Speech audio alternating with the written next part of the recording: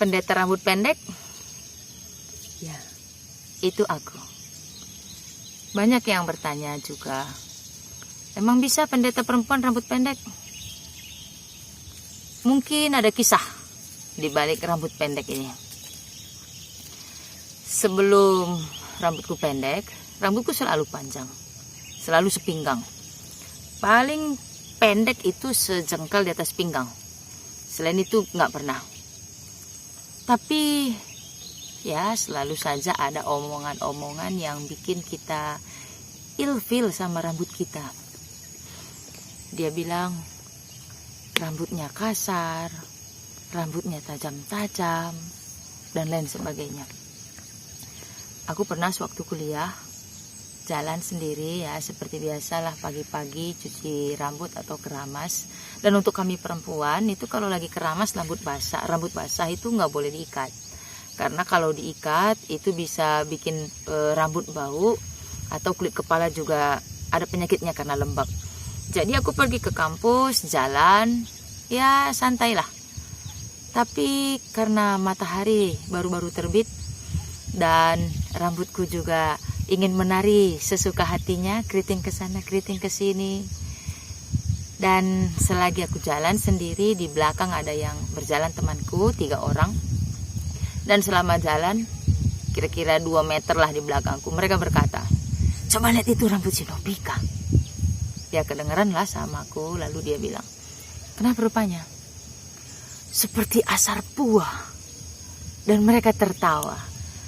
Apakah aku tertawa saat itu? Ya enggak lah, karena mereka sedang mengejek rambutku. Rambut bawaanku lahir, jadi mau diapain? Asar buah itu seperti sarang burung, sangkar burung. Ya seperti itulah rambutku di hadapan mereka. Dan itu sebenarnya mengganggu aku. Aduh gimana ini? Nanti aku potong rambut, nanti bapak marah. Dan waktu potong rambut, ya juga kalau semakin mekar rambutku ini bagaimana? Lalu aku bilang sama kekasihku waktu itu yang menjadi suamiku saat ini. Aku diejek temanku. Mereka bilang rambutku seperti asar buah loh. Lalu aku ditanya sama kekasihku. Jadi rencana lu apa? Aku mau rebonding. Oh, biar lurus zaman waktu itu. Ya sudah rebonding. Aku rebonding. Dan ya aku tampil cantik selama beberapa waktu. Karena setelah itu ini tengahnya sudah mulai tumbuh lagi rambut yang baru. Dan itu keriting lagi. Ya aku menjadi nggak percaya diri. Aku jadi teringat. Banyak juga anak muda yang bilang, beriman itu ribet. Beriman itu susah. Jadi ya mendingan gak usah beriman lah, mendingan gak usah beragama. Yang penting berbuat baik saja sudah. Tapi memang ada benarnya juga.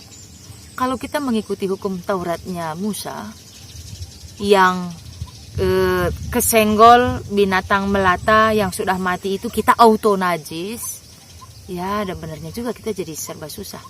Tapi ternyata kita beriman sekarang ini bukan karena hukum Taurat, tapi kita beriman ini karena Yesus. Kuk yang diberikan Yesus kepada kita itu kuk yang ringan, enak, nyaman, memberikan kelegaan. Dan iman yang diberikan, iman yang kita miliki ini adalah iman orang kecil, iman orang susah, yang iman itu bukan karena peraturan, tapi kita beriman saat kita mencari sesuatu, kita mencari ketenangan, kita mencari kenyamanan di tengah-tengah kehidupan kita yang sudah berat. Yaitu beriman kepada Yesus. Iman yang tanpa tuntutan. Kita beriman karena iman yang bersama Yesus ini adalah iman yang memberikan kelegaan kepada kita yang sudah berat. Hidup kita sudah berat, kenapa ditambahi berat lagi? Sehingga ada pertanyaan, bisa rupanya rambut pendeta perempuan itu pendek.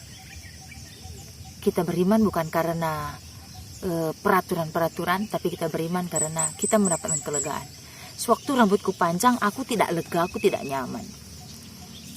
Kalau boleh jujur, selama aku bersiap untuk naik ke mimbar, aku bukan main repotnya ngurus rambut.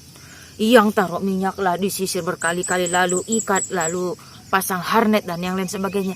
Lalu di sini ada yang tidak pas, aku nggak nyaman. Terpaksa dibuka lagi tangan, aduh pegel. Lalu ikat lagi, rapi-rapi, ikat lagi semuanya. Ribet. Tapi setelah aku menemukan model rambutku yang pendek seperti ini, kok rasanya nyaman. Terlebih dari itu semua, suamiku pun merasa nyaman. Kok kayaknya aku menjadi cewek yang fleksibel, gampang, nggak ribut, nggak susah-susah amat. Dan sepertinya ya inilah iman kita kepada Tuhan. Iman yang nggak ribet, iman yang menyenangkan, iman yang asik. Ayo anak muda, karena ini adalah zaman generasi anak muda. Ayo kita beriman dan mendapatkan ketenangan. Iman yang membuat kita tuh sepertinya merasa lega dalam beban hidup kita. Kita ingin terbang bebas, rasa bahagia, dan ada rasa ucapan syukur dalam kesehari-harian kita. Dalam kita menangis, kita tahu mengucap syukur. Karena kita juga tahu bahwa Yesus mencintai kamu apa adanya. Karena engkau luar biasa. Selamat menjadi muda, walaupun kita sudah tua, tetaplah menjadi muda. Dan Tuhan suka saat kita dalam ketenangan mencari Dia. Karena iman kita bukan iman yang ribet, tapi iman yang memberikan kelegaan. Selamat menikmati hidup.